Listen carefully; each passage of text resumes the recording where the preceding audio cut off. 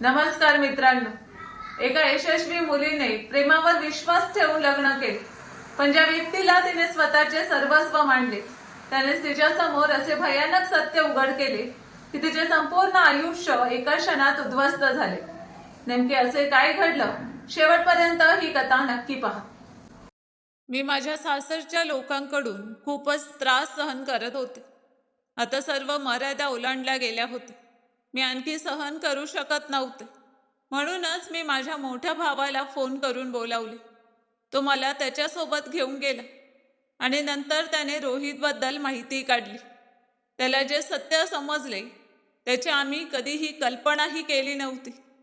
रोहित माझा नवरा होता आणि ज्या दिवशी माझ्या मुलीचा जन्म झाला त्या दिवशी मला वाटले होते की माझ्या आयुष्यातील सर्वात मोठा आनंद माझ्या हातात आला आहे.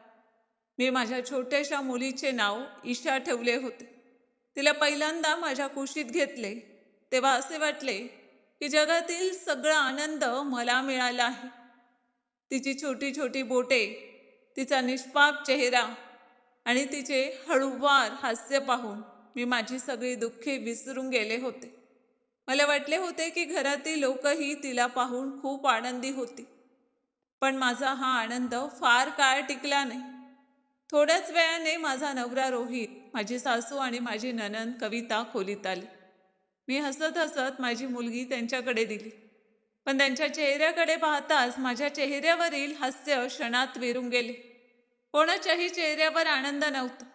उलट सगळ्यांचे चेहरे उतरलेले होते. माझ्या सासूने बाळाकडे एक नजर टाकली आणि लगेच तोंड फिरवले. कवितानेही बाळाला कुशीत घेण्याची तसदी घेतली नाही आणि रोहितही पूर्णपणे गप्प उभा राहिले. त्यावेळी मला काहीच समजले नाही की नेमके काय झाले आहे. पण थोड्याच वेळात मला जाणवले की त्यांना मुलगी झाल्याचा आनंद नव्हता.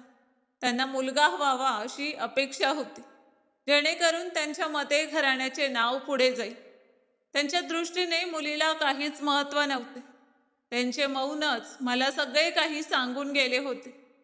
त्या क्षणी माझ्या मनाला जितके दुःख झाले होते ते मी शब्दात कधीच व्यक्त करू शकणार नाही. ज्या मुलीला मी माझ्या आयुष्यातील सर्वात मोठा आनंद मानत होते, त्याच बाळाला तिच्याच घरातील लोक ओझ्यासारखे पाहत होते. रुग्णालयात असतानाही कोणी माझ्या तब्येतीची विचारपूस केली नाही. मी कशी आहे हेही कोणी विचारले नाही. सर्वांच्या मनात फक्त एकच विचार होता की मुलगा का झाला नाही. काही दिवसांनी डॉक्टरांनी मला सुट्टी दिली. त्यानंतर मी माझ्या मुलीला घेऊन घरी आले.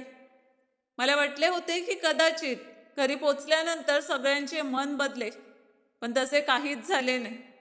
घरात पाऊल ठेवताच मला जाणवले की आता माझ्यासाठी पूर्वीसारखे काहीच राहिलेले नाही. माझ्या सासूने आणि नंदेने सुरुवातीपासूनच मला टोमणे मारायला सुरुवात केली. मी अजून पूर्णपणे बरीही झाले नव्हते. शरीरात खूप अशक्तपणा होता. माझी मुलगी रात्रभर रडत असे, त्यामुळे माझी झोपही पूर्ण होत नसे. पण माझ्या अवस्थेची कोणालाही काहीच पर्वा नव्हती. माझी सासू प्रत्येक गोष्टीवर हेच म्हणत असे की जर मुलगा झाला असता तर आज घरात जल्लोष झाला असता, पण तू तर मुलीला जन्म दिलास. कविताही नेहमी मला टोमणे मारत असे. ती स्वतः खूप बेजबाबदार होती. घरातील कोणतेही काम नीट करत नसे, पण माझ्याकडून मात्र घरातील सगळी कामे करून घेत असे. मी माझ्या मुलीला सांभाळत असे तरीही स्वयंपाकघरातील काम करत असे, घराची स्वच्छता करत असे, सर्वांसाठी जेवण बनवत असे. पण एवढे करूनही त्यांना माझ्यात फक्त उणीवाच दिसत असत. त्या दिवशी मी माझ्या खोलीत बसून माझ्या मुलीला कुशीत घेऊन तिला दूध पाजत होते. माझ्या प्रसूतीला फारसा वेळ झाला नव्हता, त्यामुळे मला अजून विश्रांतीची गरज होती. त्याच वेळी दार ठोठवण्याचं कष्ट न घेता कविता माझ्या खोलीत आली. तिने मला वरपासून खालपर्यंत निहाळले आणि टोमणे मारण्याच्या सुरात म्हणाली की काय वहिनी, आता तर तुम्हाला घरी येऊन बरेच दिवस झाले, पण अजूनही तुम्ही फक्त खोलीतच बसून राहता. वाटतं या बाळाचं निमित्त मिळालंय तुम्हाला काम टाळण्यासाठी. त्यानंतर तिने माझ्या मुलीकडे पाहिले आणि अतिशय कठोर शब्दात म्हणाली की माहीत नाही कुठून ही अपशकुनी आली आहे. हिच्या जन्मानंतर घरातील सगळा आनंदच संपला. तिचे हे शब्द ऐकून माझे मन अक्षरशः तुटून गेले. मी माझ्या मुलीला आणखी घट्ट छातीशी कवटा आले. माझ्या डोळ्यात अश्रू आले, पण माझ्या मुलीसमोर मला रडायचे नव्हते.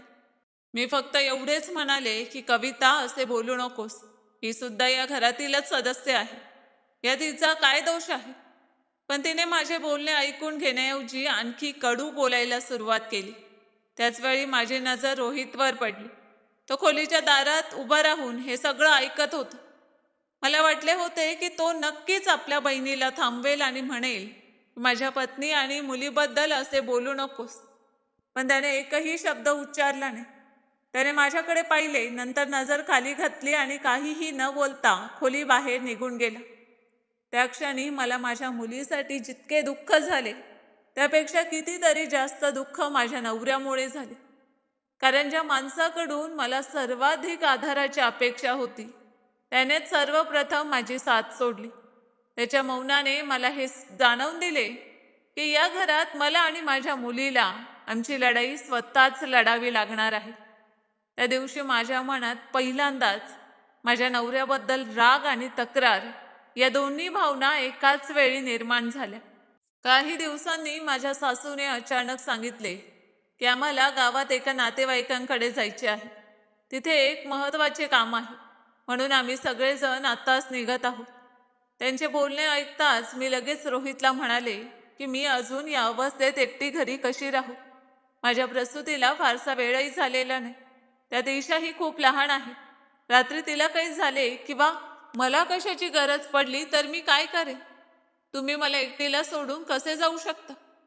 मला वाटले होते की तो माझे बोलणे समजून घेईल, पण तो अगदी सहजपणे म्हणाला की अगं, फक्त रात्रीपर्यंतच तर गोष्ट आहे ना. आम्ही रात्री परत येऊ. तुला हवे असेल तर तुझ्या एखाद्या मैत्रिणीकडे जा, तिथे तुझे मनही रमेल. मी म्हटले, पण तुम्ही तर गाडी घेऊन जात आहात. मी इतक्या छोट्या बाळाला घेऊन एकटी कशी जाईन? आधी मला माझ्या एखाद्या मैत्रिणीच्या घरी सोडून द्या, त्यानंतर तुम्ही निघून जा. माझे बोलणे पूर्णही झाले नव्हते. तेवढ्यात मागून माझ्या सासूने मोठ्या आवाजात म्हटले की आम्हाला आधीच खूप उशीर झाला आहे. जर रोहित तुला सोडायला गेला तर आमचा अर्धा दिवस रस्त्यातच जाईल. तू एखादी टॅक्सी बोलवून घे. आता आम्हाला निघू दे. तिचे बोलणे ऐकून मला खूप वाईट वाटले. मला समजले होते की त्यांना माझी किंवा माझ्या मुलीची काहीच काळजी नव्हती. त्यांना फक्त स्वतःच्या घाईची चिंता होती. रोहितनेही एकदाही माझ्याकडे पाहिले नाही. त्याने आईचे म्हणणे मान्य केले आणि काहीही न बोलता गाडीत जाऊन बसला. काही मिनिटातच सगळेजण घरातून निघून गेले आणि मी माझ्या छोट्याशा मुलीला कुशीत घेऊन घराच्या गेटपाशी उभी राहून त्यांना जाताना पाहत राहिले. त्या क्षणी माझ्या मनात प्रचंड राग होता. मला असे वाटत होते की आता माझी सहन करण्याची ताकद संपली आहे. मी या घरात राहत असताना रोज अपमान सहन करत होते आणि आता हे लोक मला माझ्या छोट्याशा बाळासोबत एकटी सोडूनही निघून गेले होते. मी बराच वेळ तिथेच उभी राहिली. नंतर मी मनाशी ठाम निर्णय घेतला की आता मी गप्प बसणार नाही. अखेर हे घर आणि हे सगळे माझ्या मेहनतीच्या कमाईतून उभे राहिले होते. मी कोणावर ओझे होऊन राहत नव्हते, तरीही माझ्याशी असा व्यवहार केला जात होता. मी लगेच माझा फोन काढला आणि माझ्या कंपनीच्या मॅनेजरला कॉल केला. ती अनेक वर्षांपासून माझ्यासोबत काम करत होती आणि खूप विश्वासू होती. मी तिला म्हटले की तू जितक्या लवकर शक्य होईल तितक्या लवकर इथे ये. मला आता घरातून निघावे लागणार आहे. तिने कोणताही प्रश्न न विचारता म्हटले की मॅडम, मी आत्ताच येते. साधारण अर्ध्या तासानंतर ती गाडी घेऊन घरी पोहोचली. तिने मला पाहताच तिच्या चेहऱ्यावरची चिंता स्पष्ट दिसत होती. तिने लगेच माझ्या हातातून ईशाला प्रेमाने कुशीत घेतले आणि म्हणाली की मॅडम, आधी तुम्ही आरामात गाडीत बसा, नंतर सांगा कुठे जायचे आहे. तिने इकडे तिकडे पाहिले आणि विचारले की रोहित सर कुठे आहे. मी खोल श्वास घेत म्हणाले की त्यांना सोडा. आता मला एखाद्या चांगल्या हॉटेलमध्ये राहण्याची व्यवस्था करून द्या. मी तिथे काही दिवस राहणार आहे. माझे बोलणे ऐकताच ती लगेच म्हणाली की मॅडम, हॉटेलमध्ये जाण्याची काय गरज आहे? तुम्ही माझ्यासोबत माझ्या घरी चला. माझे घर मोठे आहे. तुम्ही आरामात तिथे राहू शकता. तुम्हाला आणि बेबीला कशाचीही कमतरता भासणार नाही. तिचे बोलणे ऐकून मला पहिल्यांदाच कोणीतरी आपले असल्यासारखे वाटले. मी काही क्षण विचार केला आणि नंतर म्हटले की चालेल, मी तुझ्यासोबत येते. थोड्या वेळाने आम्ही तिच्या घरी पोचलो. तिचे कुटुंबही खूप चांगले होते. त्यांनी माझ्या आणि ईशाचे खूप प्रेमाने स्वागत केले. मला असे वाटले की मी माझ्याच एखाद्या माणसाच्या घरी आले आहे. तिथे पोचताच तिने सर्वप्रथम ईशाला माझ्या कुशीतून घेतले. तिला प्रेमाने आंघोळ घातली, तिचे कपडे बदलले आणि स्वच्छ कपडे घातले. त्यानंतर तिने माझ्यासाठी गरम जेवण बनवले आणि म्हणाली की मॅडम, आधी तुम्ही जेवण करा, त्यानंतर आराम करा, मी ईशाची काळजी घेते. अनेक दिवसानंतर मला पहिल्यांदाच असे वाटले की कोणीतरी कोणत्याही स्वार्थाशिवाय माझी काळजी घेत आहे. जेवण झाल्यानंतर मी तिच्या घरातील एका खोलीत जाऊन बसले. तिने माझ्या हातात एक कप चहा दिला आणि म्हणाली की तुम्ही आरामात बसा, मी बाळाला सांभाळते. मी चहाचा कप हातात घेऊन शांतपणे बसून राहील. त्याच वेळी माझी नजर खिडकी बाहेर गेली आणि मी नकळत अनेक वर्ष मागे माझ्या जुन्या दिवसात पोचले. मला माझा तो काळ आठवू लागला जेव्हा माझे आयुष्य पूर्णपणे वेगळे होते. माझी स्वतःची एक मोठी पेपर आणि पॅकेजिंग कंपनी होती. मी ती माझ्या स्वतःच्या मेहनतीने उभी केली होती. आमच्या कंपनीत वेगवेगळ्या प्रकारचे packaging box, paper, bag, food packaging आणि पेपरपासून तयार होणारे अनेक इतर प्रोडक्ट्स बनवले जात असत. आमचा माल शहरातील अनेक मोठ्या दुकानांमध्ये, कारखान्यांमध्ये आणि नामांकित कंपन्यांपर्यंत पोहोचत असत. कंपनीत खूप कर्मचारी काम करत असत. कोणी मशीन सांभाळत असे, कोणी डिझाईन तयार करत असे, कोणी पॅकिंग पाहत असे, तर कोणी मालाच्या पुरवठ्याची संपूर्ण व्यवस्था करत असे. देवाच्या कृपेने आणि आमच्या मेहनतीमुळे कंपनी खूप वेगाने प्रगती करत होती. मार्केटमध्ये आमची चांगली ओळख निर्माण झाली होती. लोक आमच्या कामाची प्रशंसा करत असत आणि नवनवीन क्लायंट स्वतःहून आमच्याशी जोडले जाऊ इच्छित असत. माझ्या बाबांचाही स्वतःचा खूप मोठा आणि यशस्वी व्यवसाय होता. पण मला नेहमी असे वाटत असे की लोकांनी मला फक्त त्यांच्या नावामुळे ओळखू नये, तर माझ्या स्वतःच्या मेहनतीमुळे ओळखावे.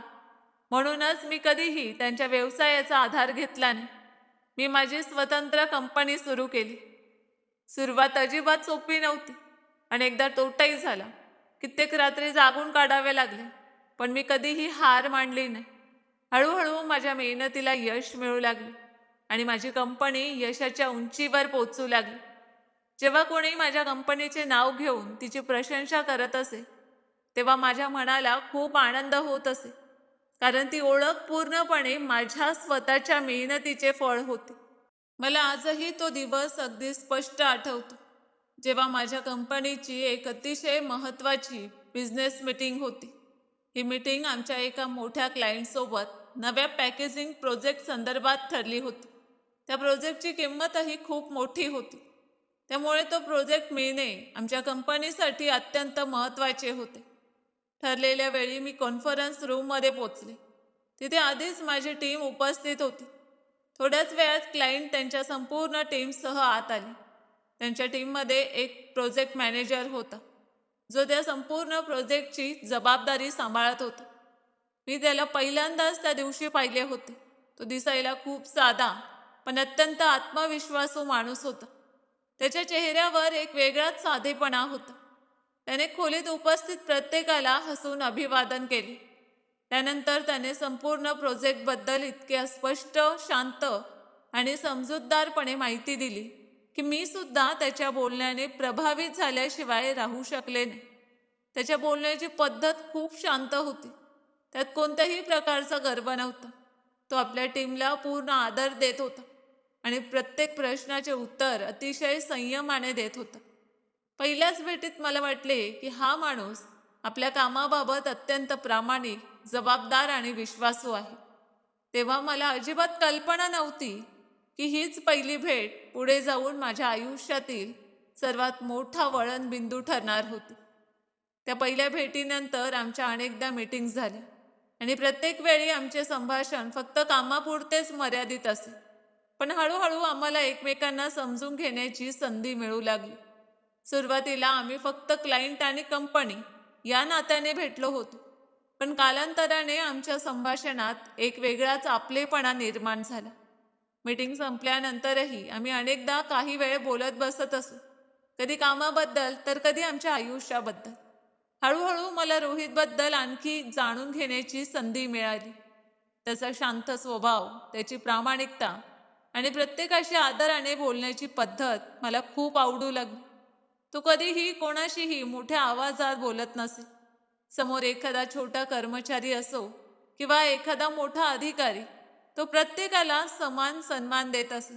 त्याचा हाच गुण मला इतरांपेक्षा वेगळा वाटत असे. दुसरीकडे रोहितही माझ्या विचारांनी आणि माझ्या काम करण्याच्या पद्धतीने खूप प्रभावित झाला होता. त्याला हे खूप आवडत असे की मी माझ्या बाबांच्या इतक्या मोठ्या व्यवसायापासून वेगळी वाट निवडून माझी स्वतःची ओळख निर्माण केली होती. तो नेहमी माझ्या मेहनतीची प्रशंसा करत असे आणि म्हणत असे की कोणत्याही माणसाची खरी ओळख त्याच्या कुटुंबाच्या नावामुळे नसते, तर त्याच्या स्वतःच्या कामामुळे निर्माण होते. त्याचा हा विचार मला आणखी जास्त आवडत असे. हळूहळू आमची मैत्री इतकी घट्ट झाली की आम्ही एकमेकांचे आनंद, दुःख आणि अडचणी समजून घेऊ लागलो. आम्हाला हेही कळले नाही की एका सुंदर मैत्रीचे रूपांतर कधी एका सुंदर नात्यात झाले. एके दिवशी रोहितने मला त्याच्या आयुष्याबद्दल सांगितलं. तो म्हणाला की तो या शहरात फक्त काम करण्यासाठी आणि स्वतःची ओळख निर्माण करण्यासाठी आला आहे. त्याच्या बाबांचे अनेक वर्षांपूर्वीच निधन झाले होते आणि त्यानंतर घराची संपूर्ण जबाबदारी त्याच्या खांद्यावर आली होती. त्याच्या कुटुंबात त्याची आई आणि त्याची बहीण होती. त्यांची काळजी घेणे हेच त्याचे सर्वात मोठे कर्तव्य होते. त्याने मला सांगितले की तो एका छोट्याशा गावातून आला आहे आणि खूप मेहनत करून त्याने आपले शिक्षण पूर्ण केले आहे. त्याचे स्वप्न होते की तो आपल्या आईची मान अभिमानाने उंचावे, जेणेकरून तिला कधीही असे वाटू नये की तिच्या मुलाने आयुष्यात काहीच केले नाही. त्याने मला सांगितले की गावात राहत असताना त्याने खूप अडचणींचा सामना केला होता, पण त्याने कधीही हार मानली नाही. तो आपल्या मेहनतीच्या जोरावर पुढे जाऊ इच्छित होता आणि आपल्या आईला एक चांगले आयुष्य देऊ इच्छित होता. त्याचे बोलणे ऐकून मी मनापासून प्रभावित झाले. मला त्याच्या संपत्तीचा किंवा त्याच्या आर्थिक परिस्थितीचा काहीच फरक पडत नव्हता. मला त्याचे विचार आणि त्याचा चांगला स्वभाव सर्वात जास्त आवडत होता. मला वाटले की आयुष्य आनंदाने जगण्यासाठी पैसा नव्हे, तर चांगले मन आणि चांगले विचार अधिक महत्त्वाचे असतात. आणि याच कारणामुळे मी त्याच्याशी लग्न करण्याचा निर्णय घेतला. जेव्हा मी पहिल्यांदा माझ्या घरात रोहितबद्दल सांगितले, तेव्हा मला आशा होती की माझे कुटुंबीय माझा आनंद समजून घेतील. पण जसेच बाबांना समजले की रोहित एका साध्या कुटुंबातून आला आहे, तसे त्यांनी लगेचच या लग्नाला नकार दिला. माझ्या बाबांची स्वतःची खूप मोठी रिअल इस्टेट आणि कन्स्ट्रक्शन कंपनी होती. त्यांची कंपनी शहरातील नामांकित कंपन्यांपैकी एक होती. त्यांच्या कंपनीत मोठमोठी घरे, इमारती, फ्लॅट्स, दुकाने आणि कमर्शियल प्रोजेक्ट्स उभारले जात असत. याशिवाय जमीन खरेदी विक्री आणि नवीन प्रोजेक्ट्स विकसित करण्याचे कामही त्यांची कंपनी करत असे. शहरातील लोक त्यांच्या कामावर आणि प्रामाणिकपणावर पूर्ण विश्वास ठेवत असत. त्यांच्या कंपनीत इंजिनियर, सुपरवायझर, अकाउंटंट आणि इतर अनेक कर्मचारी काम करत असत. आमचा व्यवसाय खूप चांगला चालत होता आणि आमच्या घरात कोणत्याही गोष्टीची कमतरता नव्हती. माझा मोठा भाऊ आदित्यनेही शिक्षण पूर्ण केल्यानंतर बाबांसोबत व्यवसायाची जबाबदारी सांभाळायला सुरुवात केली होती. तो दररोज ऑफिसला जात असे, नवीन प्रोजेक्टच्या मीटिंग्समध्ये भाग घेत असे आणि हळूहळू बाबांकडून व्यवसायातील प्रत्येक छोट्या मोठ्या गोष्टी शिकत होता. बाबांना असे वाटत होते की येणाऱ्या काळात आदित्यने संपूर्ण कंपनीची जबाबदारी सांभाळावी. त्यामुळे तोही पूर्ण मेहनतीने या कामात स्वतःला झोकून देत होता. मी घरातील सर्वात लहान मुलगी होते, त्यामुळे बाबा आणि आदित्य दोघेही माझ्यावर खूप प्रेम करत असत. त्यांची नेहमी इच्छा होती की मी माझ्या आयुष्यात आनंदी राहावे आणि माझ्या मेहनतीच्या जोरावर माझी स्वतःची वेगळी ओळख निर्माण करावी. पण जेव्हा मी माझ्या आयुष्यातील सर्वात मोठा निर्णय घेतला, तेव्हा माझ्यासमोर सर्वात मोठे आव्हान माझ्याच कुटुंबाचे होते. बाबांनी मला म्हटले की स्वाती, रोहित चांगला मुलगा असू शकतो, पण आपल्या कुटुंबात आणि त्याच्या कुटुंबात खूप फरक आहे. तू या नात्याबद्दल पुन्हा एकदा नीट विचार कर. तुझ्यासाठी यापेक्षाही खूप चांगली स्थळे मिळू शकतात. पण मीही माझे म्हणणे त्यांच्यासमोर ठामपणे मांडले. मी म्हटले की बाबा, मला कोणाची संपत्ती नको आहे. मला फक्त एक चांगला माणूस हवा आहे. आणि रोहित सारखा माणूस मला दुसरा कुठेही मिळणार नाही. मी त्यांना समजावण्याचा खूप प्रयत्न केला. मी म्हणाले की माझा स्वतःचा व्यवसाय आहे, माझा स्वतःचा फ्लॅट आहे. मी कोणावरही अवलंबून नाही. लग्नानंतरही मी माझे काम सुरूच ठेवेन आणि रोहित माझ्यासोबत याच शहरात राहील. तो परत गावाला जाणार नाही. मी तुम्हालाही नेहमी भेटत राहील आणि तुमची साथ कधीही सोडणार नाही. पण बाबा माझे म्हणणे मान्य करायला तयार नव्हते. त्यांना भीती वाटत होती की मी अशा कुटुंबात लग्न करत आहे जिथे माझे आयुष्य कठीण होऊ शकते. त्यांना असे वाटत होते की माझ्यासाठी आमच्या बरोबरीचे कुटुंबच योग्य ठरेल. त्यांना माझा आनंद हवा होता, पण ते रोहितकडे फक्त त्याच्या आर्थिक परिस्थितीतून पाहत होते. त्याच्या मनाचा मोठेपणा आणि त्याची मेहनत त्यांना समजू शकत नव्हती. मी अनेक दिवस बाबांना समजावण्याचा प्रयत्न केला. मी त्यांना वारंवार सांगत राहिले की आयुष्यात पैसा हेच सर्व काही नसते. जर माणूस चांगला असेल तर तो प्रत्येक अडचणीत आपल्या माणसाची साथ देतो. पण बाबा त्यांच्या भूमिकेवर ठाम होते आणि त्यावेळी मीही माझ्या निर्णयावर ठाम होते. माझ्या आणि बाबांच्या आयुष्यात पहिल्यांदाच इतक्या मोठ्या विषयावर मतभेद झाले होते. पण मी मनाशी ठरवले होते की जर मला माझे आयुष्य रोहित सोबत जगायचे असेल तर मी माझ्या निर्णयावर ठाम राहील. कारण मला पूर्ण विश्वास होता की मी ज्या माणसाची निवड केली आहे तो मला कधीही एकटी सोडणार नाही. मला तेव्हा अजिबात माहीत नव्हते की येणाऱ्या काळात माझे आयुष्य पूर्णपणे बदलून जाईल. आणि ज्या माणसासाठी मी माझ्या कुटुंबासमोर इतकी मोठी लढाई लढली होती तेच नाते पुढे जाऊन माझ्या आयुष्यातील सर्वात मोठी परीक्षा ठरणार होते. पण त्यानंतर मी त्यांना पुन्हा पुन्हा समजावले, खूप मनवले आणि माझा निर्णय त्यांच्यासमोर शांतपणे मांडत राहिले. मी त्यांना म्हटले की मला माहीत आहे की सुरुवातीला तुम्हाला हे सगळे योग्य वाटत नाही, पण मी रोहितला खूप चांगल्या प्रकारे ओळखते. तो खूप चांगला माणूस आहे. तो माझा सन्मान करतो, माझी काळजी घेतो आणि सर्वात महत्त्वाची गोष्ट म्हणजे तो मला समजून घेतो. मी माझ्या संपूर्ण आयुष्यात कधीही तुमच्याकडे काही मागितले नाही, पण आज मी तुमच्याकडे फक्त माझा आनंद मागत आहे. मी सलग 2 दिवस जेवले नव्हते. त्यामुळे माझी आई आणि बाबा दोघेही खूप अस्वस्थ झाले होते. माझी अवस्था पाहून त्यांना खूप दुःख होत होते. शेवटी माझी आई माझ्या खोलीत आली. ती माझ्या जवळ बसली आणि म्हणाली की बाळा, हे काय करतेस तू? अशी का वागतेस? तुला काही अडचण असेल तर आमच्याशी बोल. असे जेवण पाणी सोडून देणे हा काही उपाय नाही. मी आईकडे पाहिले आणि म्हटले की आई, मला माहीत आहे की तुम्ही माझी काळजी करता. तुम्ही जे काही करत आहात ते माझ्या भल्यासाठीच आहे. पण रोहित चुकीचा माणूस नाहीये. तो मला नेहमी आनंदात ठेवेल. मला त्याच्यावर पूर्ण विश्वास आहे. मला माहीत आहे की आयुष्यात फक्त पैसा आणि कुटुंबाचे नावच सर्व काही नसते. एक चांगला जीवनसाथी असणेही तितकेच महत्त्वाचे असते. आई, माझ्याकडे माझ्या मेहनतीने कमावलेले पैसे आहेत. मी माझ्या कष्टाने सगळे काही उभे केले आहे. माझे स्वतःचे घरही आहे. पण हे सगळे असूनही मला अशा माणसाची गरज आहे जो मला समजून घेईल, माझी साथ देईल. आणि रोहित माझ्यासाठी तोच माणूस आहे. आई, रोहित माझ्यासाठी आपल्या कुटुंबापासून दूर राहायलाही तयार आहे, फक्त कारण तो माझ्यावर मनापासून प्रेम करतो. पण मला असे अजिबात वाटत नाही की त्याने आपल्या कुटुंबाशी नाते तोडावे. माझी इच्छा आहे की दोन्ही कुटुंबांनी एकत्र येऊन या नात्याचा स्वीकार करावा. कारण तुमच्या आशीर्वादाशिवाय माझे लग्न अपूर्ण राहील. मला माझ्या आयुष्यातील या नव्या प्रवासाची सुरुवात तुमच्या आनंदासह आणि तुमच्या आशीर्वादानेच करायची आहे. माझे बोलणे ऐकून आई बराच वेळ गप्प राहिली. तिने माझ्या चेहऱ्याकडे पाहिले आणि कदाचित तिला समजले होते की मी रोहित बाबत किती गंभीर आहे. तिने माझ्या डोक्यावर हात ठेवला आणि म्हटले की बाळा, आई बाबा नेहमी आपल्या मुलांच्या आनंदाचीच इच्छा करतात. आम्हाला फक्त एवढीच भीती होती की पुढे जाऊन तुला कोणत्याही प्रकारचा त्रास होऊ नये. पण जर तुला तुझ्या निर्णयावर पूर्ण विश्वास असेल तर आम्हीही तुझ्यासोबत आहोत. त्यानंतर आईने बाबांशी बोलायला सुरुवात केली.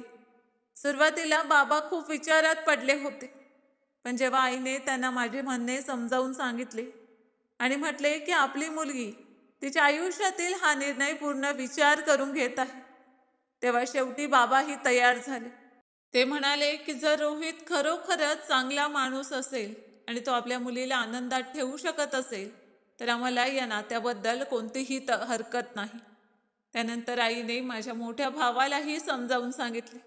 सुरुवातीला माझा भाऊही थोडा नाराज होता, कारण तो नेहमी माझी काळजी करत असे आणि त्याला भीती वाटत होती की मी कुठेतरी चुकीचा निर्णय घेऊ नये. पण जेव्हा त्याने रोहितशी बोलून त्याला जवळून ओळखले तेव्हा त्याचाही दृष्टिकोन बदलला. त्यालाही समजले की रोहित मनाने खूप चांगला माणूस आहे आणि तो माझे आयुष्य आनंदाने भरून टाकू शकतो. जेव्हा दोन्ही कुटुंबाकडून या नात्याला होकार मिळाला तेव्हा मी सर्वात आधी ही आनंदाची बातमी रोहितला दिली. त्याच्या डोळ्यातील आनंद पाहून मलाही खूप समाधान वाटले. तो म्हणाला की त्याने कधीही विचार केला नव्हता की आमचे लग्न इतक्या सहजपणे होईल, कारण त्याला भीती होती की कदाचित माझे कुटुंबीय कधीच या नात्यासाठी तयार होणार नाही. पण मी त्याला म्हटले होते की जर आपले नाते मनापासूनचे असेल तर एक ना एक दिवस सगळे काही नक्कीच सुरळीत होईल. त्यानंतर रोहितने आपल्या कुटुंबाला शहरात बोलावले. त्याची आई आणि बहीणही आम्हाला भेटायला आली. सुरुवातीला त्यांच्या मनातही अनेक शंका होत्या, पण हळूहळू त्यांनी मला समजून घेतले आणि त्यांच्या मनात माझ्याबद्दल आपुलकी आणि जिव्हाळा निर्माण झाला. दोन्ही कुटुंबाच्या उपस्थितीत आमचे लग्न मोठ्या थाटामाटात पार पडले. तो दिवस माझ्या आयुष्यातील सर्वात सुंदर दिवसांपैकी एक होता. मला असे वाटत होते की माझी प्रत्येक प्रार्थना पूर्ण झाली आहे. लग्नानंतर मी आणि रोहित आमच्या नवीन घरात राहायला गेलो. सुरुवातीला सगळेच नवीन होते. नवीन घर, नवीन आयुष्य आणि नवीन जबाबदाऱ्या. पण प्रत्येक गोष्ट मला खूप छान वाटत होती, कारण माझ्यासोबत रोहित होता. तो प्रत्येक पावलावर माझी साथ देत होता. त्याची आई आणि बहीणही काही दिवस आमच्या सोबत राहिली. त्यानंतर त्या हळूहळू त्यांच्या घरी परत गेले आणि आमचे आयुष्य आमच्या पद्धतीने पुढे जाऊ लागले. सगळे काही अगदी तसेच घडत होते जसे मी मनात कल्पना केली होती. रोहितने आपली जुनी नोकरी सोडली आणि माझ्यासोबत मिळून आमच्या व्यवसायावर लक्ष केंद्रित करायला सुरुवात केली. तो खूप मेहनती होता आणि प्रत्येक काम पूर्ण जबाबदारीने करत असे. मला त्याचा खूप अभिमान वाटत असे, कारण मी माझ्या आयुष्यासाठी इतका चांगला माणूस निवडला होता. मी रोहितवर मनापासून प्रेम करत होते. तो फक्त माझा नवरा नव्हता, तर माझा सर्वात चांगला मित्रही बनला होता. मी माझ्या कामावर पूर्ण लक्ष देत होते आणि तो माझ्या प्रत्येक छोट्या मोठ्या गरजेची मनापासून काळजी घेत असे. माझ्या जेवणापासून ते माझ्या तब्येतीपर्यंत प्रत्येक गोष्टीची त्याला चिंता असे. कधी मी कामात इतकी व्यस्त होत असे की वेळेवर जेवणही करू शकत नसे, तर तो स्वतः माझ्यासाठी जेवण घेऊन येत असे आणि म्हणत असे की काम महत्त्वाचे आहे, पण तुझी काळजी घेणे त्याहूनही जास्त महत्त्वाचे आहे. दिवसभर मला माझ्या कामामुळे बराच वेळ माझ्या खोलीत राहावे लागत असे, पण रात्रीचा वेळ मात्र आमच्या दोघांसाठी सर्वात खास असायचा. आम्ही दिवसाची सगळी कामे पूर्ण केल्यानंतर एकत्र बसून जेवण करत असू. त्या वेळेत आम्ही दिवसभरातील सगळ्या गोष्टी एकमेकांशी शेअर करत असू. कधी जुन्या आठवणींना उजाळा देत असू, कधी भविष्यातील स्वप्ने रंगवत असू, तर कधी कोणतेही कारण नसताना फक्त एकमेकांसोबत निवांत वेळ घालवत असू. मला नेहमी असे वाटत असे की माझे आयुष्य आता पूर्णपणे बदलले आहे. मला असा जीवनसाथी मिळाला होता ज्याच्यासोबत मी आयुष्यातील प्रत्येक अडचणीचा सामना करू शकत होते. रोहितच्या छोट्या छोट्या गोष्टी मला खूप आनंद देत असत. माझी काळजी घेणे, माझ्यासाठी अस्वस्थ होणे, माझ्या छोट्या छोट्या गरजा लक्षात ठेवणे आणि मी काही न सांगताही माझ्या मनातील गोष्टी समजून घेणे, या सगळ्या गोष्टींमुळे मला नेहमी असे वाटत असे की मी आयुष्यातील सर्वात योग्य निर्णय घेतला आहे. आमचे आयुष्य खूप सुंदरपणे पुढे जात होते. मला असे वाटत होते की आता माझ्या आयुष्यात फक्त आनंदच आनंद आहे. कारण माझ्याकडे माझा व्यवसाय होता, माझे घर होते आणि सर्वात महत्त्वाचे म्हणजे माझ्यासोबत रोहित होता. तो दररोज मला हे जाणवून देत असे की मी त्याच्यासाठी किती खास आहे. आणि मग एके दिवशी अचानक रोहितची आई आणि त्याची बहीण आमच्या घरी आली. त्यांना अशा प्रकारे अचानक आलेले पाहून मी थोडी आश्चर्यचकित झाले. पण मी लगेच हसत मुखाने त्यांचे स्वागत केले. थोड्या वेळाने रोहितच्या आईने म्हटले की बाळा, गावातील घराची अवस्था आता पूर्वीसारखी राहिलेली नाही. तिथे खूप दुरुस्ती करण्याची गरज आहे. भिंतींना भेगा पडल्या आहेत आणि छतही ठिकठिकाणी गळू लागले आहे. म्हणून आम्ही विचार केला की तिथले काम पूर्ण होईपर्यंत काही दिवस तुझ्याकडे येऊन राहावे. तुला काही अडचण तर नाही ना? एवढे बोलून त्यांनी रोहितकडे पाहिले. रोहितने माझ्याकडे पाहिले आणि हसत म्हणाला की नाही आई, यात अडचणीसारखे काहीच नाही. हे घर तुमचेही आहे. तुम्ही जितके दिवस हवे तितके आरामात इथे राहा. त्यानंतर त्या दोघी माझ्याजवळ आल्या आणि म्हणाल्या की सुनबाई, तुला काही अडचण होणार नाही ना? मीही हसत म्हटले की अहो नाही आई, तुम्ही अशा काय गोष्टी बोलत आहात? हे घर तुमचेही आहे. तुम्ही इथे अगदी आपल्या घरासारखे राहा. तुम्हाला कशाचीही चिंता करण्याची गरज नाही.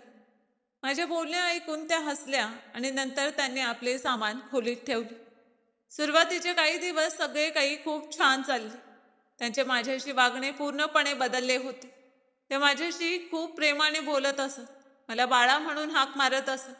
कधी माझ्यासाठी चहा बनवत, तर कधी विचारत की आज ऑफिसमध्ये जास्त काम तर नव्हते ना? रोहितची बहीण कविता ही नेहमी वहिनी वहिनी म्हणत माझ्या भोवती फिरत असे. कधी माझ्यासोबत बसून गप्पा मारत असे, कधी माझ्या कपड्यांची प्रशंसा करत असे, तर कधी म्हणत असे की वहिनी, तुम्ही खरंच खूप चांगल्या आहात. त्यावेळी मलाही असेच वाटत होते की कदाचित माझ्या सगळ्या चिंता निरर्थक होत्या आणि आम्ही सगळेजण एकत्र एका कुटुंबासारखे आनंदाने राहू. पण हळूहळू मला त्यांच्या वागण्यात बदल जाणवू लागले. सुरुवात छोट्या छोट्या गोष्टींपासून झाली. सुरुवातीला मी त्याकडे दुर्लक्ष केले, कारण मला कोणाच्याही बोलण्याचा चुकीचा अर्थ काढायचा नव्हता. पण कालांतराने त्यांच्या बोलण्यात आणि वागण्यात हळूहळू बदल होऊ लागले. हे घर मी माझ्या मेहनतीच्या कमाईतून विकत घेतले होते. ही गाडी ही मी माझ्या स्वतःच्या कष्टाने घेतली होती आणि घरातील प्रत्येक गोष्टीत माझी मेहनत होती. पण आता ते या सगळ्या गोष्टीवर असा हक्क सांगू लागले होते, जणू ते सर्व काही त्यांचेच आहे. घरात एखादी वस्तू इकडून तिकडे हलवायची असली तरी ते मला न विचारताच करत असत. एखादी नवीन वस्तू आणायची असली तरी ते स्वतःच निर्णय घेत असत. एखादा नातेवाईक घरी येणार असेल तरी मला विचारण्याची गरज त्यांना वाटत नव्हती. हे सगळे मला थोडे विचित्र नक्कीच वाटत होते.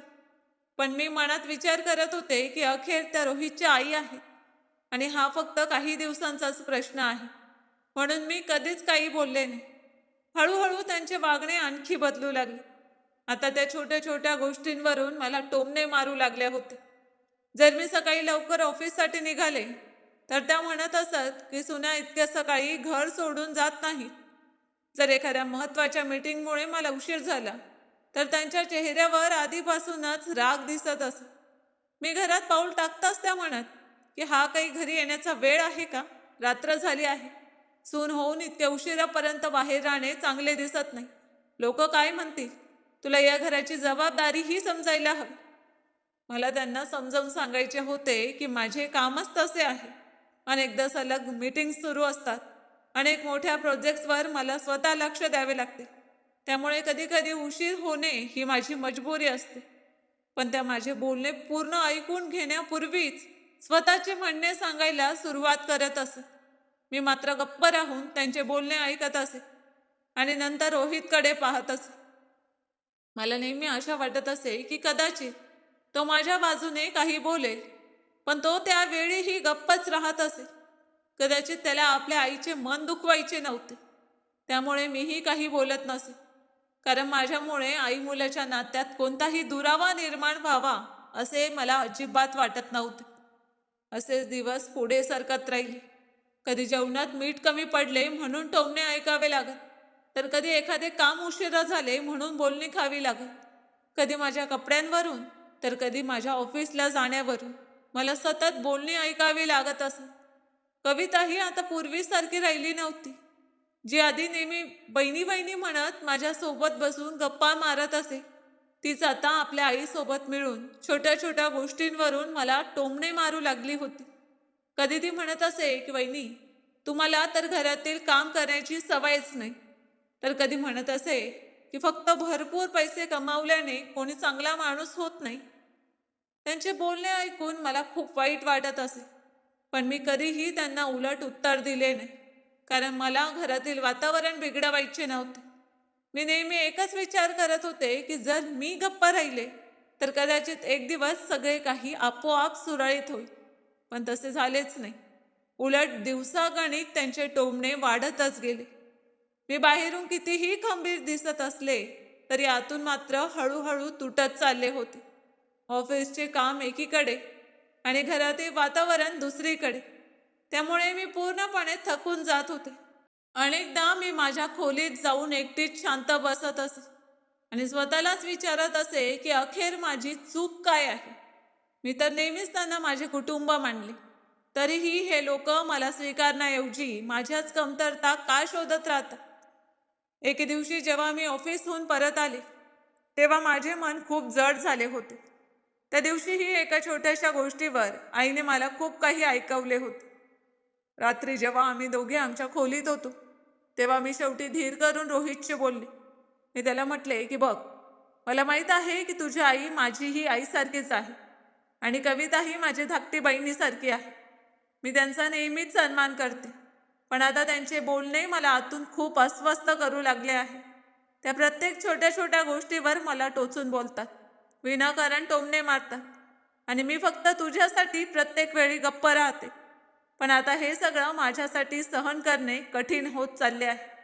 तू त्यांच्याशी प्रेमाने बोल, त्यांना समजावून सांग की मी जाणून बुजून काहीच करत नाही. माझे कामच असे आहे की कधी कधी उशीर होतो. मी घर आणि काम दोन्ही सांभाळण्याचा पूर्ण प्रयत्न करते. माझे बोलणे ऐकून रोहित काही वेळ गप्प बसून राहिला. नंतर त्याने माझा हात धरून म्हटले की मी तुझे बोलणे समजतो आणि मला माहीत आहे की तू चुकीची नाहीस, पण तू तर जाणतेस की आई गावाकडच्या वातावरणात वाढलेली आहे. त्यांची विचारसरणी वेगळी आहे. त्यांना शहरातील आयुष्य आणि इथल्या कामाची पद्धत समजायला थोडा वेळ लागेल. जर मी आता त्यांच्याशी काही बोललो तर त्यांना खूप वाईट वाटेल आणि त्या हेच समजतील की लग्नानंतर मुलगा बदलला. पण मी तुला वचन देतो, योग्य वेळ पाहून मी त्यांच्याशी प्रेमाने बोलेन. तू अजिबात चिंता करू नकोस. हळूहळू सर्व काही ठीक होईल. त्याचे बोलणे ऐकून मी काहीच बोलले नाही, फक्त हलकेसे हसले, कारण मला माझ्या नवऱ्यावर पूर्ण विश्वास होता आणि मला आशा होती की कदाचित येणाऱ्या दिवसात सर्व काही पुन्हा पूर्वीसारखे ठीक होईल. जेव्हाही घरून आईचा फोन येत असे तेव्हा मी तिला काहीच सांगत नसे. नेहमीच इतकेच म्हणत असे की हो आई, मी खूप खुश आहे. ते ऐकून तिलाही खूप समाधान वाटत असे. बाबांशी माझे बोलणे खूप कमी होत असे. तेही त्यांच्या कामात नेहमी व्यस्त असत आणि मलाही त्यांच्याशी निवांत बोलण्यासाठी फारसा वेळ मिळत नसे. आईचा कधी कधी फोन येत असे, पण मी तिला कधीही कोणत्याही गोष्टीबद्दल काही सांगितले नव्हते. फक्त नेहमी इतकेच म्हणत असे की हो आई, मी खूप खुश आहे. आणि काही दिवसांनी मला कळले की मी आई होणार आहे. ही बातमी ऐकून माझ्या आनंदाला पारावार उरला नाही. मला असे वाटत होते की माझ्या आयुष्यातील सर्वात मोठा आनंद मला मिळाला आहे. सर्वात आधी मी ही गोष्ट रोहितला सांगितली. तो हसला आणि त्याने मला मिठीत घेतले. त्यानंतर आम्ही ही आनंदाची बातमी घरातील सर्वांना सांगितली. सुरुवातीला सगळेच खूप खुश झाले. माझ्या सासूबाईंनीही मला आशीर्वाद दिला आणि कविताही माझ्या जवळ बसून बाळाबद्दल विविध गोष्टी सांगू लागली. त्या दिवसानंतर पुन्हा एकदा घरातील वातावरण पूर्वीपेक्षा थोडे चांगले झाले. माझ्या सासूबाई आणि कविता माझी काळजी घेऊ लागल्या. त्या मला वेळेवर जेवण देत असत, आराम करायला सांगत असत आणि कोणतेही जड काम करू देत नसत. माझ्या तब्येतीचीही त्या मनापासून काळजी घेत असत. हे सर्व पाहून मला वाटले की कदाचित आता खरोखरच सर्व काही बदलले आहे आणि आता आमच्या आयुष्यात फक्त आनंदाचेच दिवस येणार आहेत. मीही डॉक्टरांच्या सल्ल्यानुसार ऑफिसला जाणे बंद केले कारण आता माझ्या आणि माझ्या होणाऱ्या बाळाची जबाबदारी सर्वात महत्त्वाची होती. ऑफिसचे संपूर्ण काम रोहित सांभाळू लागले आणि मी घरी आराम करत होते. कधी पुस्तके वाचत असे, कधी माझ्या बाळासाठी छोटे छोटे कपडे पाहत असे, तर कधी त्याच्या येण्यानंतरच्या गोष्टींचा विचार करत बसत असे. मी प्रत्येक दिवशी नवी स्वप्ने विणत होते. मला वाटत होते की आता आमचे कुटुंब पूर्ण होणार आहे. वेळही इतक्या वेगाने जात होता की कळलेच नाही. कधी 4 महिने संपले, कधी 5 महिने निघून गेले आणि कधी 6वाही महिना आला. प्रत्येक महिन्यात मी नियमितपणे डॉक्टरांकडे तपासणीसाठी जात असे, जेणेकरून बाळाच्या आरोग्याबद्दल संपूर्ण माहिती मिळत राहील. एके दिवशी मी रोहित सोबत रुग्णालयात गेले, जिथे माझे अल्ट्रासाऊंड होणार होते. तपासणी दरम्यान डॉक्टरांनी अतिशय लक्षपूर्वक सर्व काही पाहिले. नंतर हसत म्हणाले की बाळ पूर्णपणे निरोगी आहे, त्याची वाढही उत्तम प्रकारे होत आहे. हे ऐकून मला खूप समाधान मिळाले. तपासणी दरम्यान डॉक्टरांनी मला बाळाच्या लिंगाबाबत कोणतीही माहिती दिली नाही, कारण अशी माहिती देणे कायद्याने प्रतिबंधित आहे. माझ्यासाठी सर्वात महत्त्वाची गोष्ट एवढीच होती की माझे बाळ पूर्णपणे निरोगी होते. मुलगा असो किंवा मुलगी, माझ्यासाठी दोघेही समान होते. पण त्या क्षणी मला माझ्या सासूबाईंचे बोलणे आठवले. त्या अनेकदा म्हणत असत की आम्हाला तर नातू हवा, आमच्या घराचा वंश पुढे नेणारा मुलगाच हवा. रोहित आमचा एकुलता एक मुलगा आहे, त्यामुळे पहिले बाळ मुलगाच असायला हवे. त्यांचे हे बोलणे ऐकून मला नेहमीच खूप दुःख होत असे, कारण मी कधीही मुलगा आणि मुलगी यांच्यात फरक मानत नव्हते. दिवस हळूहळू पुढे सरकत होते आणि शेवटी तो दिवसही आला, जेव्हा एका रात्री अचानक माझ्या पोटात खूप तीव्र वेदना सुरू झाल्या. वेदना इतक्या असह्य होत्या की मला नीट उभेही राहता येत नव्हते. रोहित मला लगेच रुग्णालयात घेऊन गेला. तिथे डॉक्टरांनी तपासणी केली आणि सांगितले की तातडीने ऑपरेशन करावे लागेल. काही वेळानंतर माझे ऑपरेशन झाले आणि मी एका सुंदर गोंडस मुलीला जन्म दिला. जेव्हा मी पहिल्यांदा माझ्या मुलीला माझ्या कुशीत घेतले, तेव्हा मला असे वाटले की संपूर्ण जगातील सगळा आनंद मला मिळाला आहे. तिला पाहताच माझ्या डोळ्यात आनंद अश्रू आले. पण माझा हा आनंद फार काळ टिकला नाही. माझ्या सासूबाई आणि कविताला मुलगी झाल्याचे कळताच त्यांच्या चेहऱ्यावरील भाव बदलले. त्यांनी ना मला शुभेच्छा दिल्या, ना बाळाला प्रेमाने कुशीत घेतले. त्यांनी माझ्याशी नीट बोलण्याचंही कष्ट घेतलं नाही. मी हेही जाणवले की रोहितही पूर्वीसारखा आनंदी नव्हता. त्याने आमच्या मुलीला पाहिले खरे, पण त्याच्या चेहऱ्यावर ती आनंदाची झलक नव्हती जी पाहण्याची मला अपेक्षा होती. त्या दिवसापासून त्याने माझ्याशी खूप कमी बोलायला सुरुवात केली. रुग्णालयातून सुट्टी मिळाल्यानंतर आम्ही आमच्या मुलीला घेऊन घरी परतलो, पण तेव्हाही कोणाच्याही चेहऱ्यावर आनंद दिसत नव्हता. मला वाटले होते की घरी पोहोचल्यानंतर बाळाचे प्रेमाने स्वागत होईल, पण तसे काहीच झाले नाही. घरी आल्यानंतर माझ्या सासूबाई आणि कविताने मला आणि माझ्या मुलीला टोमणे मारायला सुरुवात केली. त्या कधी मला अपशकुनी म्हणत, तर कधी माझ्या मुलीबद्दलही अपमानास्पद शब्द वापरत असत. त्यांचे बोलणे ऐकून माझे हृदय तुटत असे. सर्वात जास्त वेदना मला या गोष्टीची होत होती की ते लोक माझ्याच घरात राहत होते, माझ्याच मेहनतीच्या पैशांवर उभ्या राहिलेल्या सर्व सुविधा वापरत होते आणि त्याच घरात माझ्या मुलीचा अपमान करत होते.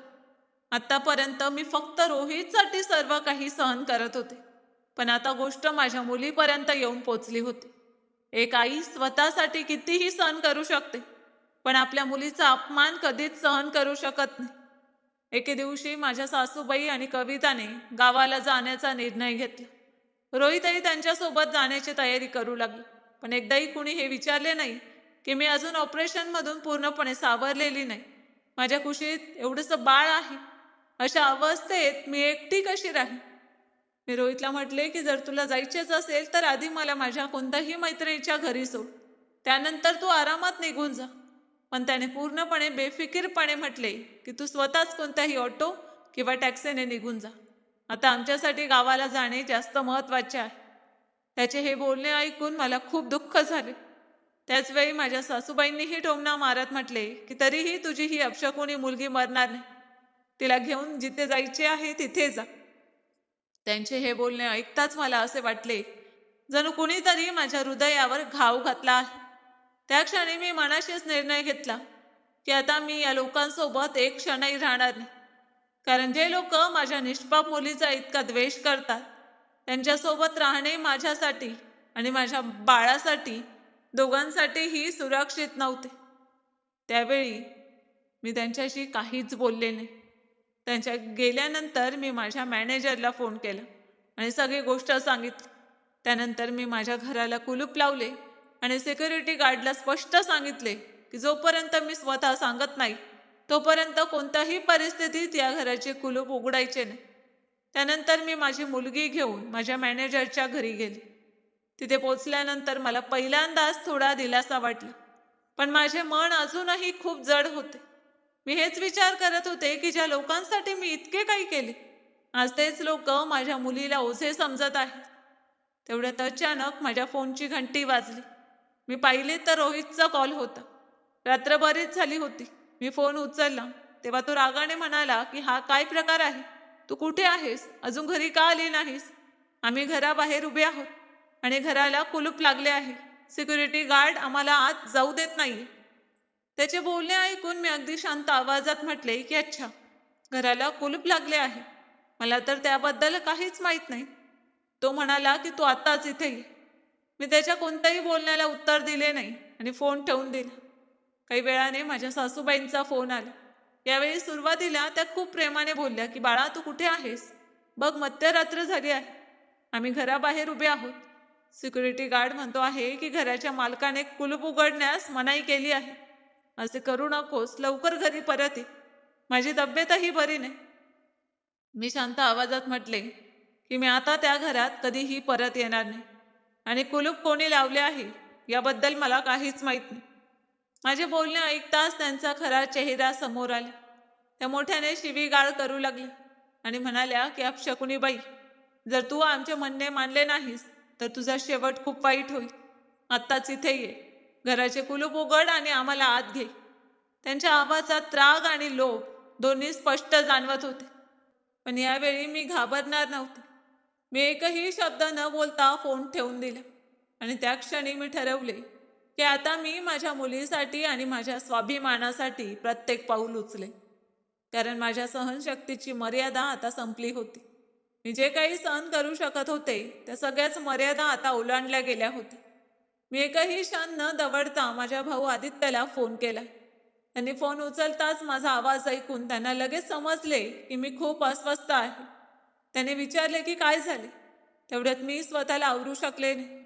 रडत रडत मी त्यांना सुरुवातीपासून आतापर्यंत घडलेल्या सगळ्या गोष्टी सांगितल्या. मी त्यांना सांगितले की लग्नानंतर सुरुवातीला सर्व काही ठीक होते, पण नंतर हळूहळू माझ्या सासूबाई आणि कविताचे वागणे कसे बदलत गेले. त्यांनी प्रत्येक छोट्या छोट्या गोष्टीवर मला टोमणे मारायला कशी सुरुवात केली.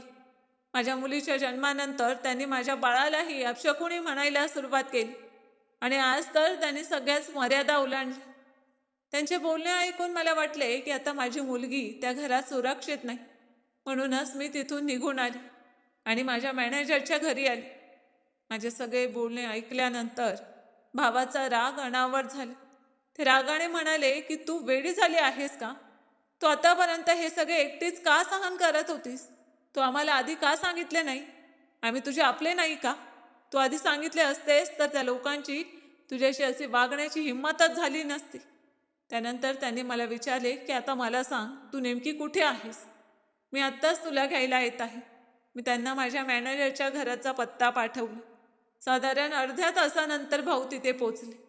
जसे त्यांनी मला पाहिले तसे एक क्षण गप्प झाले. कदाचित त्यांनी कधीही विचार केला नव्हता की त्यांची नेहमी हसणारी बहीण अशा अवस्थेत दिसे. नंतर त्यांची नजर माझ्या छोट्याशा मुलीकडे गेली. त्यांनी तिला खूप प्रेमाने आपल्या कुशीत घेतले, तिच्या कपाळाची चुंबन घेतले आणि हसत म्हणाले की अगं, ही तर माझी सुंदरशी भाची आहे. मी डोळ्यात अश्रू आणून म्हटले की हो भाऊ, ही तुमची भाची आहे. नंतर त्यांनी मला मिठी मारली आणि म्हणाले की आता बस, खूप झाले. तू त्यांना जितके सहन करायचे होते तितके सहन केलेस. आता यापुढे एकही अश्रू गाळायचं नाही. आता पुढचे सगळे तुझा भाऊ पाहिजे. त्यानंतर ते मला आणि माझ्या मुलीला आपल्यासोबत घरी घेऊन आले.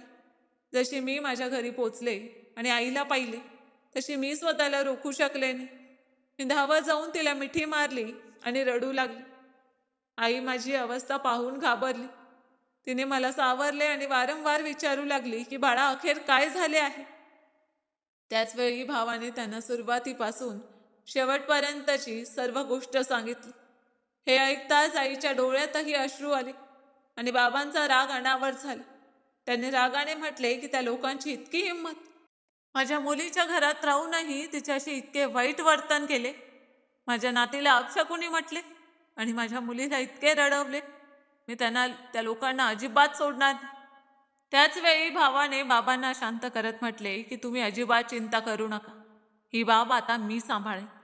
ज्यांनी माझ्या बहिणीसोबत आणि माझ्या भाचीसोबत चुकीचे वर्तन केले आहे त्यांना त्यांच्या प्रत्येक कृत्याचा हिशेब द्यावाच लागेल. त्याच दिवशी भावाने आपल्या विश्वासू माणसाला रोहित आणि त्याच्या कुटुंबावर लक्ष ठेवण्यासाठी नेमले, जेणेकरून त्यांनी कोणतीही नवी चाल खेळण्याचा प्रयत्न केला तर आम्हाला त्याची लगेच माहिती मिळेल. त्यानंतर भावाने आमच्या कुटुंबाच्या वकिलांशी संपर्क साधला आणि दुसऱ्याच दिवशी आम्ही सर्वजण त्यांना भेटण्यासाठी त्यांच्या ऑफिसमध्ये पोचलो. आम्ही त्यांना लग्नापासून आजपर्यंतची संपूर्ण कहाणी, प्रत्येक घटना सविस्तरपणे सांगितली. मी त्यांना सर्व मेसेजेस दाखवले, कॉल रेकॉर्डिंग ऐकवल्या आणि माझ्याकडे असलेले सर्व पुरावे त्यांच्या समोर ठेवले. त्यांनी अतिशय लक्षपूर्वक प्रत्येक गोष्ट ऐकून घेतली आणि सर्व पुरावे पाहिल्यानंतर म्हटले की तुमच्याशी मानसिक आणि भावनिक स्वरूपाचा गंभीर अन्याय झाला आहे. कायद्यानुसार याविरुद्ध योग्य कारवाई करता येऊ शकते. त्यानंतर त्यांनी माझ्या नावाने घटस्फोटाची लीगल नोटीस तयार केली. त्या नोटिशीत स्पष्टपणे नमूद करण्यात आले होते की लग्नानंतर सातत्याने माझ्याशी अपमानास्पद वर्तन करण्यात आले, मला मानसिक त्रास देण्यात आले. माझ्या मुलीच्या जन्मानंतर माझ्यासोबत आणि माझ्या बाळासोबत भेदभाव करण्यात आला आणि या सर्व कारणांमुळे आता मला हे लग्न पुढे टिकवून ठेवायचे नाही. त्यामध्ये हेही स्पष्टपणे नमूद करण्यात आले होते की ठरलेल्या मुदतीत या नोटिशीला उत्तर द्यावे, अन्यथा ही बाब न्यायालयात नेण्यात येईल. नोटीस तयार झाल्यानंतर ती कायदेशीर प्रक्रियेनुसार रोहित आणि त्याच्या कुटुंबाच्या पत्त्यावर पाठवण्यात आली. त्यावेळी रोहित त्याच्या आई आणि कवितासोबत घराबाहेरच बसला होता, कारण अजून त्यांना घरात जाण्याची परवानगी मिळाली नव्हती. तेवढा टपाल घेऊन एक कर्मचारी तिथे आला आणि त्याने रोहितच्या हातात माझ्या नावाने पाठवलेली लीगल नोटीस दिली. रोहितने आधी आश्चर्याने त्या लिफाफ्याकडे पाहिले, नंतर त्याने तो उघडला आणि वाचायला सुरुवात केली. जसा तो नोटीस वाचत गेला तसतसा त्याच्या चेहऱ्याचा रंग उडाला. त्याचे हात हळूहळू थरथरू लागले. त्याची आई आणि कविताही घाबरून त्याच्या जवळ आली आणि विचारू लागल्या की अखेर त्यात असे काय लिहिले आहे. रोहितने त्यांना नोटीस वाचून दाखवली. काही क्षण तिथे पूर्ण शांतता पसरली, कारण आता त्यांना समजले होते की ही बाब फक्त घरातील वादापुरती मर्यादित राहिलेली नाही, तर आता कायदाही या प्रकरणात सहभागी झाला आहे आणि त्यांच्या प्रत्येक चुकीच्या वर्तनाचे उत्तर त्यांना न्यायालयात द्यावे लागू शकते. त्यांच्या चेहऱ्यावरची घाबरलेली अवस्था स्पष्ट दिसत होती. कदाचित त्यांनी कधी विचार केला नव्हता की ज्या मुलीला ते नेहमी कमकुवत समजत होते तीच एक दिवस स्वतःच्या सन्मानासाठी आणि आपल्या मुलीसाठी इतक्या ठामपणे त्यांच्या विरोधात उभी राहील. नोटीस मिळाल्यानंतर रोहितच्या मनात इतका नीच डाव आला की त्याबद्दल मी कधी स्वप्नातही विचार केला नव्हता. काही दिवसांनी त्याचा माझ्याकडे फोन आला. त्याने अतिशय शांत आवाजात म्हटले की मला तुला एकदा भेटायचे आहे, पण तू माझे पूर्ण बोलणे ऐकण्यापूर्वी काहीही बोलू नकोस. मी माझ्या आई आणि बहिणीच्या बोलण्याला बळी पडलो होतो. त्याच लोकांनी आपल्यात सतत भांडणे लावली. त्यांनाच आम्ही दोघे वेगळे व्हावे असे वाटत होते, पण मला तुझ्यापासून वेगळे व्हायचे नाही. जर तुला खरोखर मला कायमचे सोडायचे नसेल तर फक्त एकदा मला भेट, मी सर्व काही पूर्वीसारखे ठीक करीन. मी त्याला स्पष्ट नकार दिला आणि म्हटले की आता आपल्यामध्ये काहीच उरलेले नाही.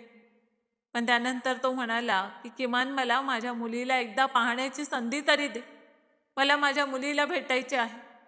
त्याचे हे बोलणे ऐकून मी काही क्षण गप्प झाले. मग शांतपणे म्हटले की आत्ता तुला तुझ्या मुलीची आठवण येत आहे. जेव्हा तुझी आई आणि बहीण तिला अपशकुनी म्हणत होत्या तेव्हा तू एकदाही तिची साथ दिली नाहीस. जेव्हा मला ऑपरेशन नंतर एकटी सोडून निघून गेलास तेव्हाही तुला तुझ्या मुलीची काळजी वाटली नाही. हे ऐकताच तो वारंवार माफी मागू लागला आणि म्हणाला की मी खरोखर मोठी चूक केली. मला माझ्या चुकीची जाणीव झाली आहे. मला एक संधी दे. मी सर्व काही पूर्वीसारखं ठीक करीन. त्याच्या वारंवार विनवणीनंतर आणि फक्त माझ्या मुलीसाठी मी त्याला एकदा भेटायला तयार झाले. त्याने मला एका उद्यानाचा पत्ता पाठवला आणि म्हटले की आपण तिथेच भेटूया. दुसऱ्या दिवशी मी माझी मुलगी ईशाला घेऊन तिथे पोचली. रोहित आधीपासूनच तिथे उपस्थित होता. जसा त्याने मला पाहिले तसा तो माझ्यासमोर रडण्याचे नाटक करू लागला. तो म्हणाला की मला माफ कर, माझ्याकडून खूप मोठी चूक झाली. आता असे कधीच होणार नाही. मी माझ्या आई आणि कविताला गावाला परत पाठवे. ते आता आपल्यासोबत राहणार नाही. आपण पुन्हा पूर्वीसारखे आपले आयुष्य सुरू करू.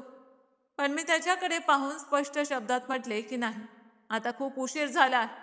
मी तुझ्यासोबत परत जाणार नाही. मला फक्त घटस्फोट हवा आहे. माझे बोलणे ऐकताच तो आणखी मोठ्याने रडण्याचे नाटक करू लागला. इतकेच नव्हे तर तो माझे पाय धरायचाही प्रयत्न करू लागला.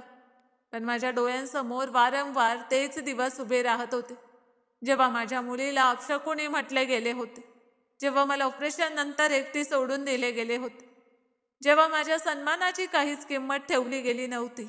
त्यामुळे माझे मन अजिबात पाझरले नाही. बराच वेळ झाल्यावर त्याला समजले की मी कोणत्याही परिस्थितीत माघार घेणार नाही. तेवढ्यात अचानक त्याचा पूर्ण चेहराच बदलला. त्याच्या डोळ्यातील राग स्पष्ट दिसू लागला. तो रागाने म्हणाला की मी तुझ्याशी इतके शांतपणे बोलत आहे आणि तू एवढे नखरे दाखवत आहेस. तुला काय वाटते मी तुझ्यावर खरंच प्रेम करत होतो? मी आश्चर्याने त्याच्याकडे पाहत राहील. तेवढ्यात तो हसत म्हणाला की मी तर फक्त तुझ्या संपत्तीसाठी तुझ्यासोबत होतो आणि तुला तर हेही माहीत नाही की तुझ्या घराची कागदपत्रे माझ्या नावावर करून घेण्याची व्यवस्थाही मी आधीच करून ठेवली आहे. आता गप्प बसून ती कागदपत्रे माझ्या नावावर कर. त्यानंतर आरामात घटस्फोट घे, कारण आता मलाही तुझ्यासोबत राहायचे नाही.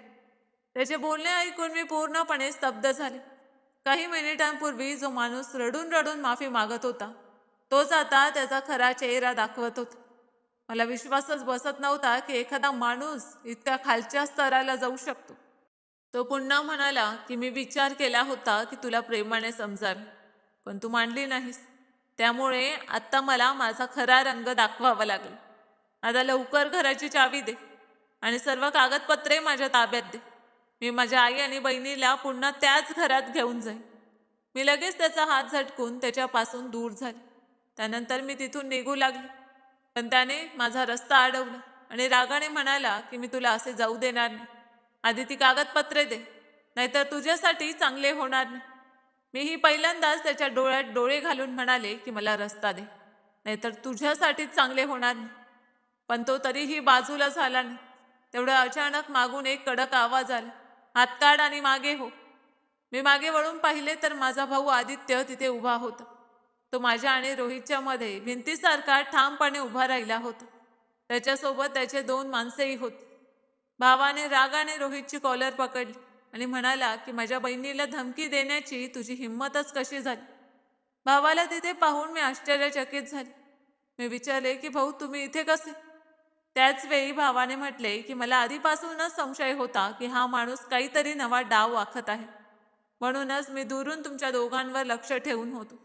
रोहित लगेच आपला रंग बदलत म्हणाला की नाही भाऊ, तुम्ही चुकीचा समज करत आहात. मी तर फक्त हिची माफी मागायला आलो होतो. मला घटस्फोट नको आहे.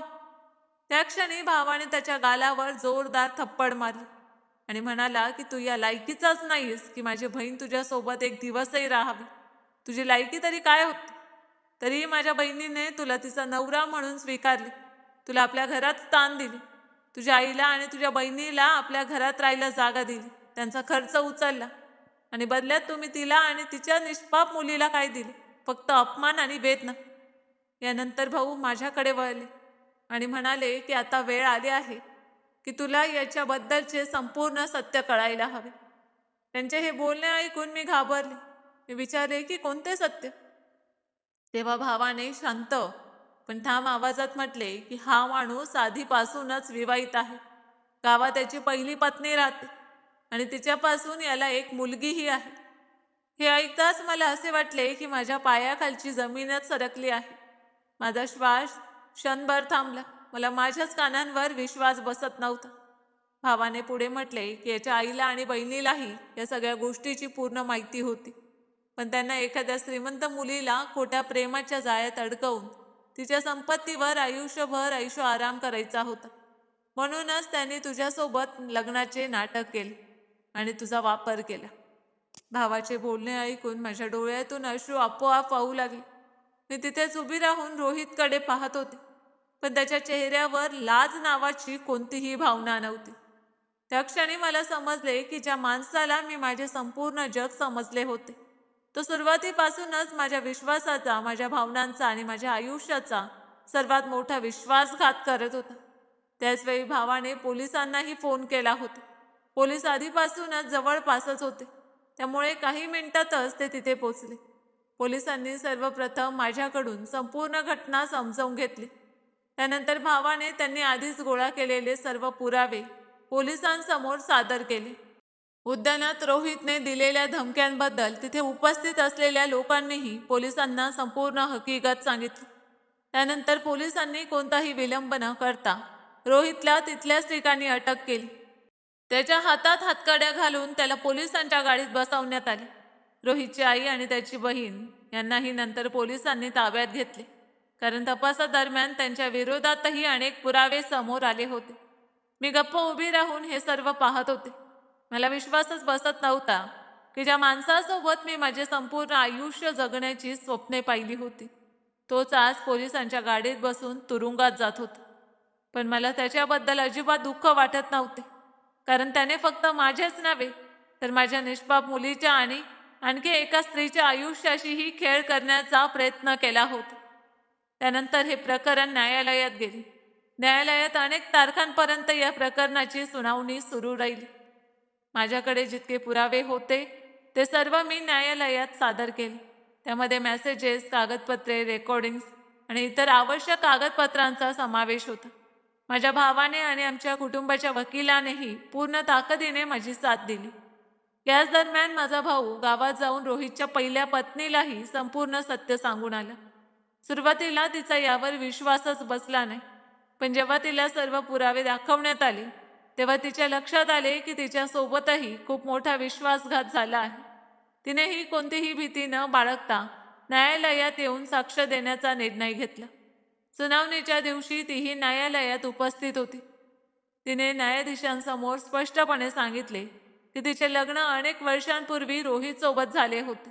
रोहितने तिला नेहमी हेच सांगितले होते की तो शहरात फक्त कामानिमित्त जात आहे, पण त्याने कधीही हे सांगितले नव्हते की त्याने दुसरे लग्न केले आहे.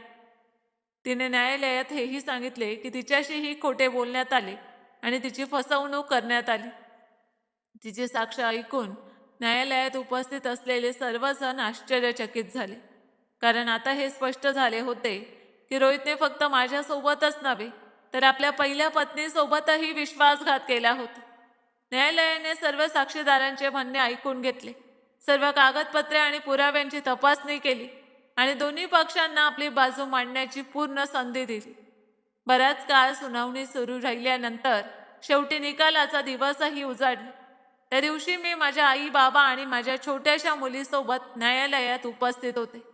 माझे हृदय खूप वेगाने धडधडत होते, कारण माझ्या संपूर्ण आयुष्याचा निर्णय त्या दिवशी होणार होता. काही वेळाने न्यायाधीश न्यायालयात आले. त्यांनी आपला निकाल जाहीर केला. न्यायालयाने मान्य केले की माझ्यासोबत गंभीर विश्वासघात झाला आणि माझ्या संपत्तीवर चुकीच्या पद्धतीने ताबा मिळवण्याचा प्रयत्न करण्यात आला होता. न्यायालयाने उपलब्ध पुरावे आणि साक्षीदारांच्या साक्षींच्या आधारे रोहित, त्याची आई आणि त्याची बहीण यांना दोषी ठरवले आणि कायद्यानुसार त्यांच्या विरोधात शिक्षा सुनावली. त्याचबरोबर माझा आणि रोहितचा घटस्फोटही मंजूर करण्यात आला.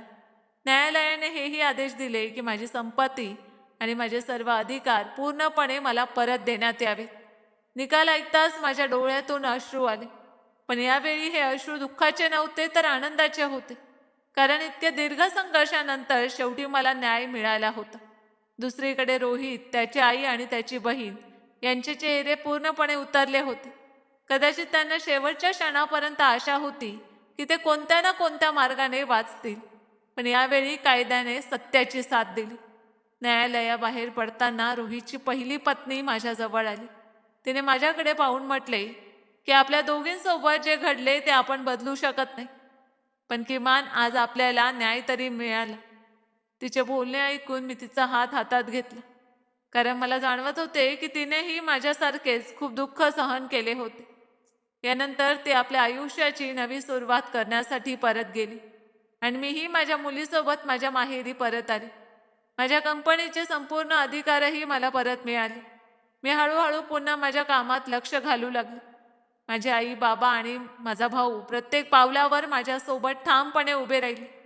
त्यांनी मला कधीही एकटे वाटू दिले नाही. माझी मुलगी ईशा ही हळूहळू मोठी होऊ लागली. तिचे निरागस हास्य माझ्या आयुष्याची सर्वात मोठी ताकद बनली. आता प्रत्येक सकाळ तिच्या हसण्याने सुरू होत असे आणि प्रत्येक रात्र तिला छातीशी कवटाळून संपत असे. मी ठरवले होते की माझ्या मुलीचे संगोपन असे करेन की तिला तिच्या आयुष्यात कधीही कोणत्याही गोष्टीची कमतरता जाणवणार नाही. मी माझ्या दुःखाला माझी कमजोरी बनू दिली नाही, तर त्यालाच माझी ताकद बनवली आणि पूर्ण मेहनतीने माझे आयुष्य पुन्हा उभे केले. आज मी माझ्या मुलीसोबत, माझ्या आई बाबा आणि माझ्या भावासोबत खूप आनंदात आहे. आता मला कोणाचीही भीती वाटत नाही, कारण मी शिकले आहे की माणूस सत्याच्या बाजूने ठामपणे उभा राहिला तर मार्ग कितीही कठीण असला तरी शेवटी विजय सत्याचाच होतो. माझ्या आयुष्यातील सर्वात कठीण काळ आता कायमचा मागे राहिला आहे. मित्रांनो, या कथेतून एवढं शिकायला मिळते की प्रेम आंधळेपणाने नाही, तर विश्वास आणि सत्य पडताळूनच करावे. अन्याय कितीही मोठा असला तरी योग्य वेळी धैर्याने उभे राहिल्यास न्याय नक्कीच मिळतो. तुमच्या मते या कथेत नायिकेने घेतलेला निर्णय योग्य होता का? तुमचे मत कमेंट्स मध्ये नक्की सांगा. व्हिडिओ आवडला असेल तर व्हिडिओला लाईक करा, शेअर करा आणि चॅनलला सबस्क्राईब करायला विसरू नका. धन्यवाद.